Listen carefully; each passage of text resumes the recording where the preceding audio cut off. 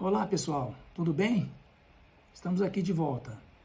O último vídeo que o escritório fez foi sobre a COP27 e agora eu estou aqui para falar sobre a Copa de 2022 do Catar, que inclusive já começou, né?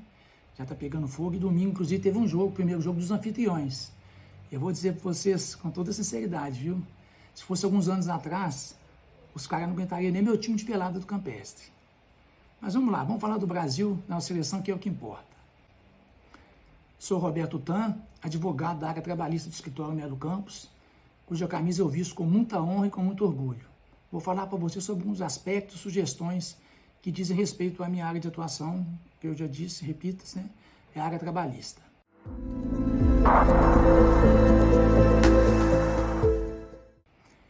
Os Jogos do Brasil nessa Copa de 2022, todo mundo já deve saber, né? O primeiro deles é agora na quarta-feira, às 16 horas. O segundo, na segunda-feira, dia 28, às 13. E o terceiro, na sexta-feira, dia 12, às 16 horas. São os três primeiros, né? Esperamos que tenhamos outros também, né? Até chegarmos à tão sonhada final. Vou lembrar para vocês uma situação que aconteceu na Copa 2014, que foi realizada no Brasil, todo mundo sabe, né? Naquela época houve um decreto presidencial que determinou feriado nacional em dias de jogos da seleção brasileira. Isso, naturalmente, né, não vai ocorrer, né, não ocorreu na Copa 2018, não vai ocorrer nessa Copa também. Então, pessoal, infelizmente ou felizmente, né, agora na Copa 2022, não há nada que se faça em feriado. Os dias de jogos do Brasil são dias úteis, normais, né, em tese todo mundo tem que trabalhar. O empregador nenhum está obrigado, não existe lei que obrigue o empregador a liberar ou conceder folga para os empregados, né, para poderem assistir os jogos da seleção brasileira. E isso aí vale também para a nossa seleção, viu, pessoal? Assim como o empregador não está obrigado a dar folga também, professor Tite, nada de ficar dando folga toda hora para esses caras não, viu? Eles estão aí para ralar mesmo, para trabalhar e lutar para trazer o caneco e o hexa para o nosso Brasil.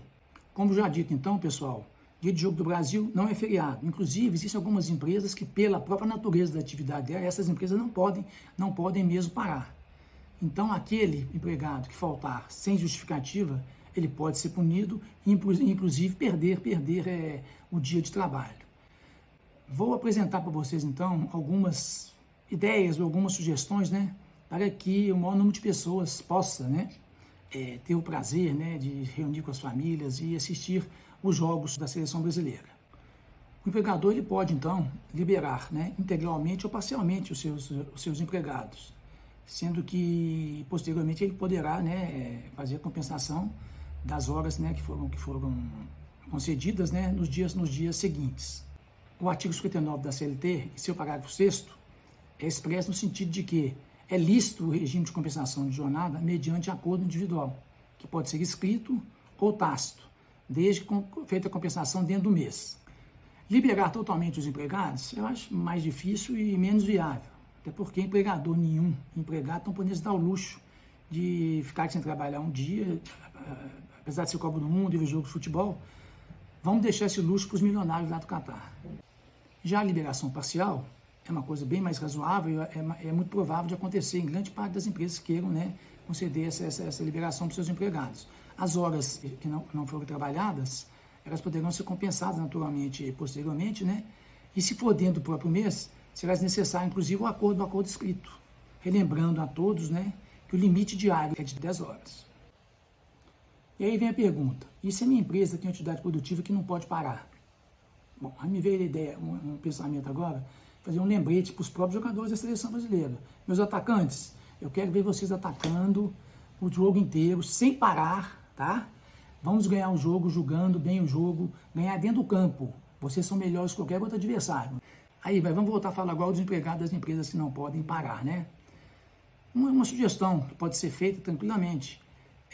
Uma empresa, por exemplo, que o intervalo para refeição é de 12 às 14 horas, no dia do jogo do Brasil, for às 13, por exemplo, na segunda-feira, por que não fazer isso? O intervalo, em vez de ser 12 às 14, concede um intervalo de 13 às 15, os empregados vão almoçar, vendo o jogo, a empresa coloca um telão, algumas TVs, eles veem o jogo, almoçam e voltam normalmente para trabalhar depois do jogo.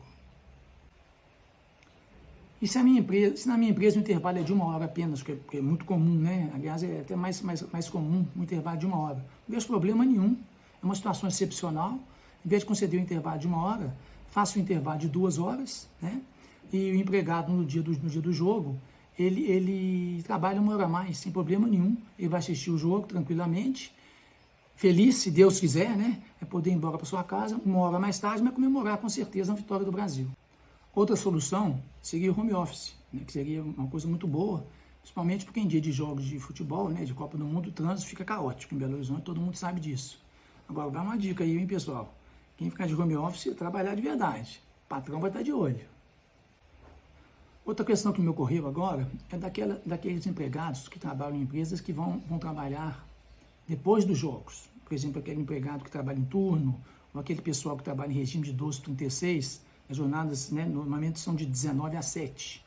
Nesse caso, eu sugiro que as empresas façam, né, implementem um programa de conscientização dos empregados, né, os orientando no sentido de que quem vai trabalhar depois do jogo deve estar, né, plenamente capaz e plenamente em condições, né, de exercer o trabalho.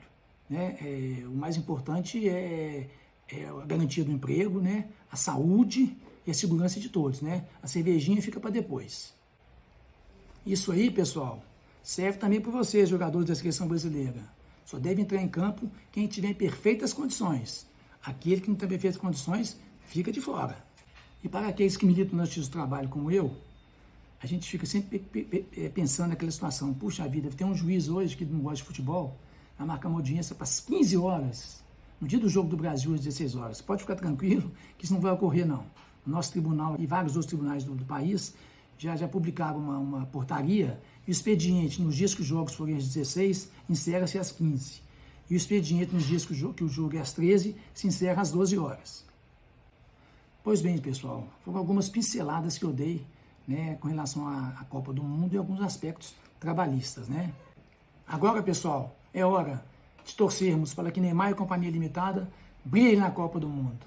Hora de vestir o verde e amarelo da nossa camisa e torcer para que o Brasil seja campeão mais uma vez. Todos nós, juntos, como patriotas que somos, cantando e levando o nosso hino para todos os lugares desse mundo. Finalizando, quero fazer um pedido. Sigam as nossas redes sociais. Lá você encontrará conteúdos interessantíssimos sobre todos os ramos do direito, semanalmente. O time Melo Campos joga um bolão em todas as áreas do campo. Aliás, desculpem, em todos os ramos do direito. Para você que me escutou até agora, eu vou deixar um recado. O nosso time pode resolver o problema do seu time. Um grande abraço e fiquem com Deus.